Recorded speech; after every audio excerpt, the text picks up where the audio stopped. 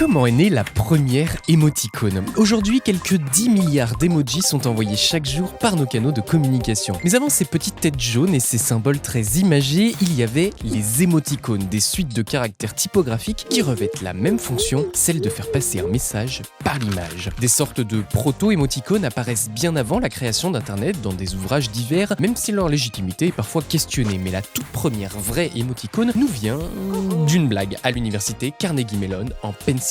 En 1982, un certain Neil Schwartz, informaticien de son état, publie un problème de physique sur un tableau d'affichage électronique de la faculté. Il se demande comment réagiraient une goutte de mercure et une bougie fixée au mur dans un ascenseur en chute libre. Chacun ses passe-temps. Réponse de l'un de ses collègues quelques heures plus tard, un ascenseur a été contaminé au mercure et endommagé par des flammes après une expérience. C'est évidemment un canular, mais pour éviter que de futurs messages de ce genre ne soient trop pris au sérieux, s'ensuit une discussion sur un symbole à adopter comme marque d'ironie. On propose l'astérisque, le pourcent, l'esperluette, une sorte de sourire et même 7 séquences de caractères. Et soudain naît l'émoticône. Scott Fahlman, professeur assistant en informatique, propose d'utiliser un deux points, un tiret et une parenthèse représentant un visage tourné à 90 degrés pour signaler une blague ou un message sérieux. En 72 heures seulement, cette conversation entre collègues a accouché de l'un des symboles les plus connus au monde. Il connaît par la suite de nouvelles combinaisons exprimant un répertoire toujours plus large d'émotions. Et en parallèle, un certain Wakabayashi Yasushi invente en 1986 au Japon le premier Kaomoji, initiateur d'une longue série d'émoticônes de face cette fois, qui gagneront en popularité dans la communauté manga en ligne. En 1995, l'un de ses compatriotes, Shigetaka Kurita, crée finalement les emojis, les images caractères que tu connais bien. Désormais, plus besoin d'aller chercher des parenthèses ou des virgules pour transmettre une émotion par message, même si parfois la simplicité a du bon.